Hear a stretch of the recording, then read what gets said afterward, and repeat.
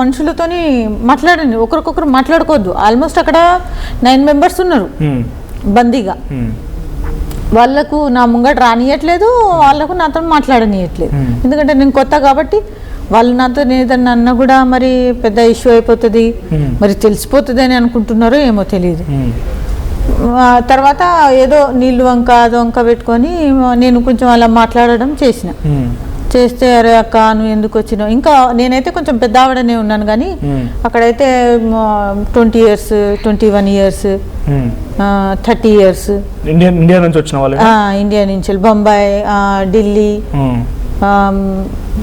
బంగ్లాదేశ్, లక్నో, అక్కడి నుంచి వచ్చిన వాళ్ళు చాలా. లేడీస్ అందరు లేడీస్, చిన్న పిల్లలు ఉన్నారు. చిన్న పిల్లలు ఉన్నారు, పెద్దవాళ్ళు కూడా ఉన్నారు, నాకంటే పెద్ద ఏజ్ గల్లోళ్ళు కూడా ఉన్నారు.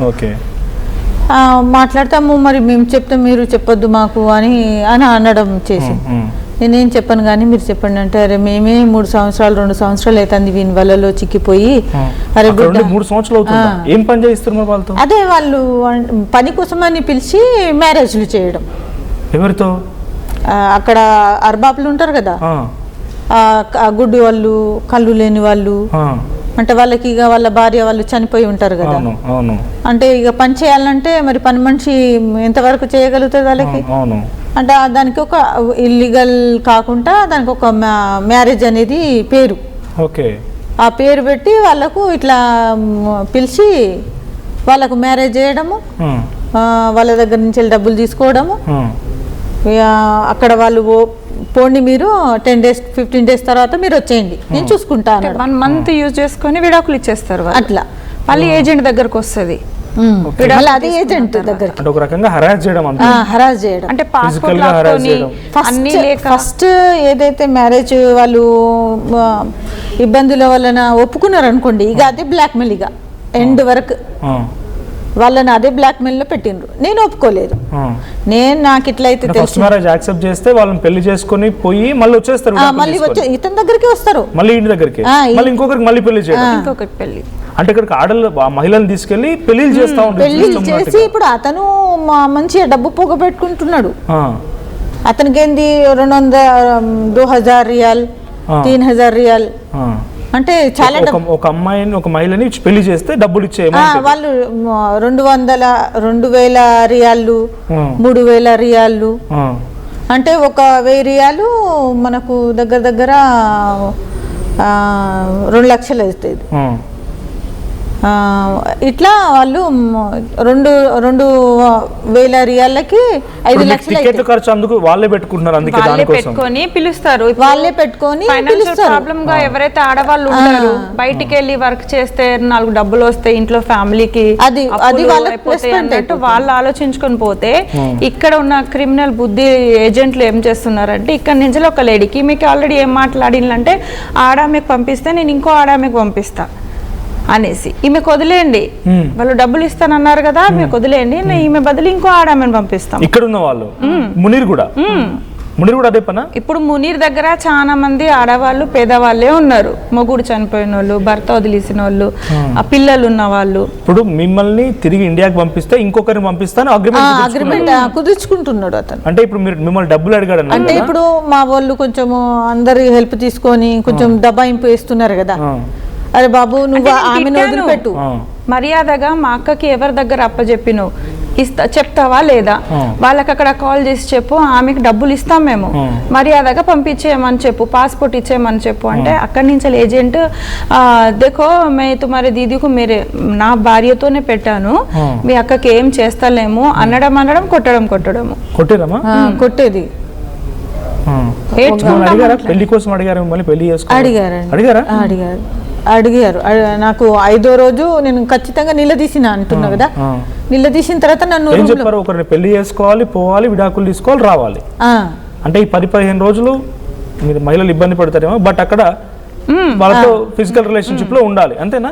అది ఉండదు అని అన్నారు, అది ఉండరు అంటే వాళ్ళు వృద్ధులు ఉంటారు కదా, ఫిజికల్ రిలేషన్ ఏం ఉండదు కానీ ఇక వాళ్ళకి ఇక మ్యారేజ్ అనే పేరుతోని మ్యారేజ్ అనే పేరుతోని ఇక వాళ్ళకి అక్కడనే ఇక బంధింపుడు అంటున్నట్టు అట్లా అన్నీ ఉంటాయి. మళ్ళీ మీకు ఏమికి ఇచ్చిందంటే ఒక వీడియో పెట్టి కెమెరా ఆన్ చేసి కట్టే చేతిలో పట్టుకొని నువ్వు నవ్వుకుంటా చెప్పాలి, ఇప్పుడు నేను పెళ్లి చేసుకోవడానికి వచ్చిన పనికి కాదు అని వీడియో రికార్డ్ చేయాలి.